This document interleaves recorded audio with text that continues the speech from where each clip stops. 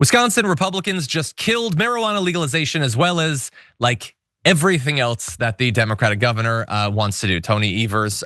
He had a lot on his plate that he wanted to accomplish with this budget, and unfortunately, Republicans still control the legislature there, so none of that stuff seems like it's gonna happen. So they voted along party lines to kill more than 600 budget proposals put forward by the governor, including spending more state money on childcare providers, expanding Medicaid, and raising taxes on joint tax filers that earn more than $1 million. Just a confirmation again, the Republicans are there to protect the wealthy. That's the entire point of it. They have done this same thing to his previous 3 budgets. They say they will continue to do that, which if you're a voter in Wisconsin, maybe keep that in mind when choosing who to send to the legislature, because you guys voted in Evers. Maybe give him a legislature that's not gonna stop him from doing everything that he campaigned on. In any event, there's other things that they killed, like allowing absentee ballots to be processed before polls open on election day. That had bipartisan support, but they just killed it. With this and many other things, they say, oh no, we'll bring it back as like an individual thing or whatever. Well, then why did you kill it individually in this? Anyway, other things that were killed, eliminating the tax on tips. That's what the Republicans did. Just remember, that was Trump's thing, supposedly. They're killing it in Wisconsin. Increasing funding to combat what some people call forever chemicals or PFAS chemicals. They don't care about that. Targeted property tax cuts for veterans, seniors, and people with disabilities. Screw them. Spending $128 million on new financial aid targeting low-income college students. Screw that. And adding gender-neutral language such as person inseminated to state law. Perhaps not surprising, the Republicans would have a problem with that. But they also killed all the economic stuff. So they supposedly have some other tax cut plan that they're working on, but they've killed tons of stuff that was bipartisan. So I don't necessarily have any support on that. They're already saying, the Republicans, that most of the state's roughly $4 billion surplus should be returned as tax cuts rather than used to support spending on K-12 schools, the University of Wisconsin, and other state programs, because of course they want it given back to the wealthy and not spent on the people. Least surprising thing ever. Brett, what do you think?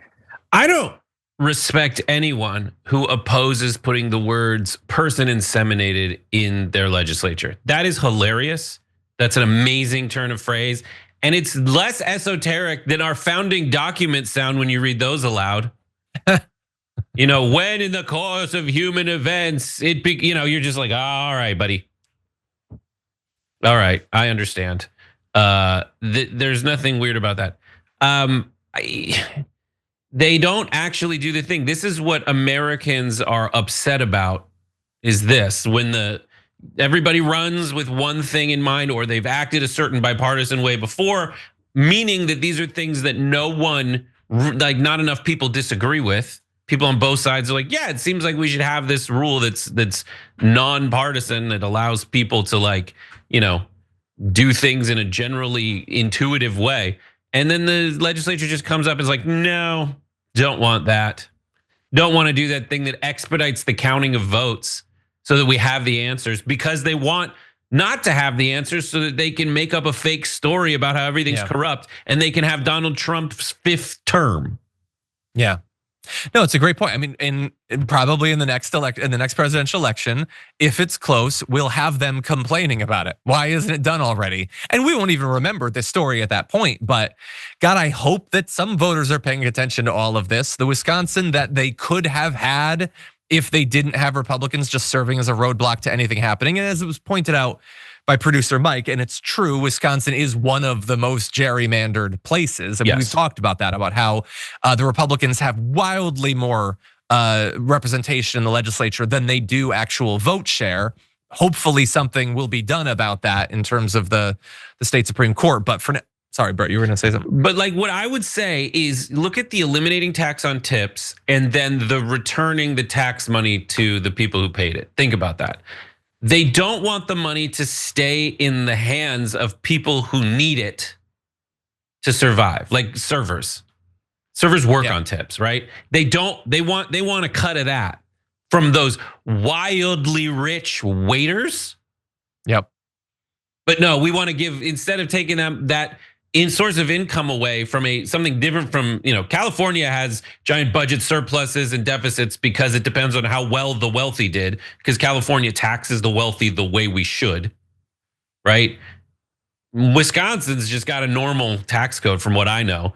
And so they're saying that they would rather give money back to the rich people than let it stay in the hands of the poor people, which anyone who knows economics knows that the poor people spend their money. The rich try to just keep more of it.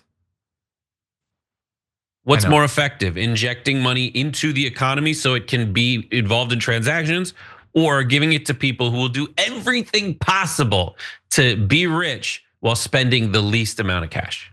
Yeah, what if your goal wasn't to stimulate the economy? What if it was to return that money to the rich? You'd have a different calculus.